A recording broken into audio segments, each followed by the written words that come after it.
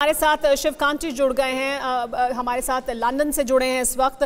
BBC के पूर्व संपादक हैं, उनसे बात करते हैं, उनसे समझते हैं कि क्या घटनाक्रम हुआ है। शिवकांत जी, लिज ट्रस पर जो सेक्रेटरी है उनके इस्तीफे के बाद दबाव बहुत ज़्यादा था, लेकिन क्या और बड़ी वजह रही? क्या अर्थव्यवस्था की जो हालत है या उनकी जो आर्थिक नीति थी वो बड़ी वजह है? और आपसे बेहतर समझना चाहेंगे कि क्या कुछ हुआ है। देखिए, दो तीन चीजें चल रही थी। एक तो उनकी लोकप्रियता बड़ी तेजी से गिर रही थी। उन्होंने अपने वित्त मंत्री बदला, अपने गृह मंत्री को बदला, दो उनके जो मुख्य सचेतक और उप मुख्य सचेतक, उनके बारे में अफवाह उड़ी कि वो दोनों कल भाग गए। उसके बाद पता चला वो दोनों लौट आए। उसके बाद अफवाह उड़ी कि उनका एक और उनकी एक मंत्री है वो इस्तीफा दे रही हैं। बाद में पता चला उन्होंने इस्तीफा वापस ले लिया। और अंत में आज सुबह एक अनशेड्यूल्ड मीटिंग हुई प्रधानमंत्री निवास के पिछले द्वार से। यहाँ एक बैक बेंच कमेटी होती है जिसको 1922 कमेटी कहते हैं। वो कंजर्वेटिव पार्टी के 120 सांसदों का प्रतिनिधित्व करती है जी।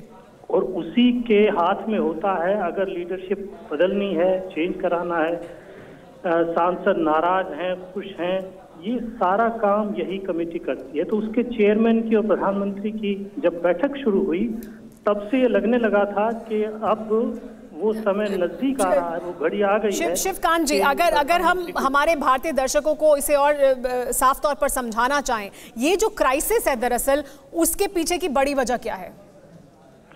उसके पीछे की बड़ी वजह सीधी सीधी ये है कि उन्होंने एक ऐसी अति आशावादी आर्थिक नीति चलाने की कोशिश की।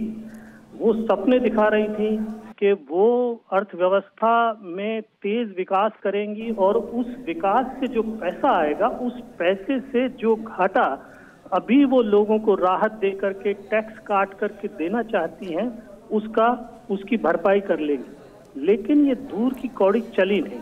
इससे क्या हुआ कि बाजार में हड़कंप मच गया और ब्रिटेन की मुद्रा और ब्रिटेन के बॉन्ड दोनों बिकने लगे और उसकी वजह से यहाँ जो ब्याज दरें हैं वो बढ़ने लगी। लोगों के जो घरों पे जो उधार ले रखा, कर्ज ले रखा, उनकी किस्तें बढ़ने लग गई, महंगाई बढ़ने लग गई, तो लोग परेशान हो गए। और इस वजह से जो विश्वास था उनके अंदर, पार्टी के भीतर से भी उन्होंने उसको खो दिया। शिवकांत जी, बहुत शुक्रिया हमारे साथ जुड़ने के लिए और इसे समझाने के लिए हमारे दर्शकों के लिए। तो आखिरकार वो आर्थिक नीति जिसको वो सबसे ज़्यादा आगे रख रही थी उस पर वो पहले भी पीछे गई थी, वापस गई थी, लेकिन उसी की वजह से आखिरकार ये नौबत आई कि सबसे कम दिन तक प्रधानमंत्री रही लिज ट्रस और उन्होंने इस्तीफा दे दिया है। 10 मिनट। दो तस्वीरें देखिए, ऋषि सुनक और लिज ट्रस दोनों के बीच जब रेस चल रही थी तब लिज ट्रस इस रेस में आगे बढ़ गई थी और प्रधानमंत्री बनी थी, लेकिन बहुत समय तक वो प्रधानमंत्री नहीं रह पाई। अब टॉरीज से ही किसी और को चुना जाएगा। क्या लिज ट्रस के बाद अब ऋषि सुनक की किस्मत एक बार फिर चमकेगी और क्या ये अब जिम्मेदारी उन्हें मिल सकती है? लेकिन क्या ये कांटों भरा ताज होगा?